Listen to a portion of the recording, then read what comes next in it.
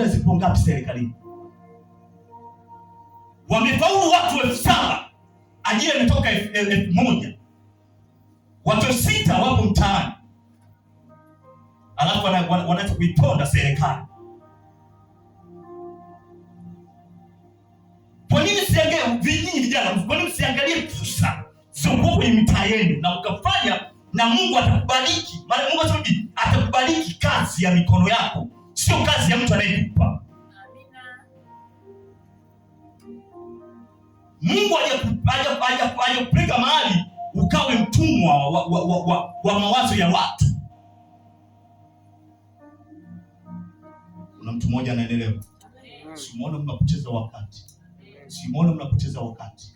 Ndio maana leo tunapata makanisa maskini. Sisemi uongo. Vyakula sasa hivi mnamjua nani? Msimtaje.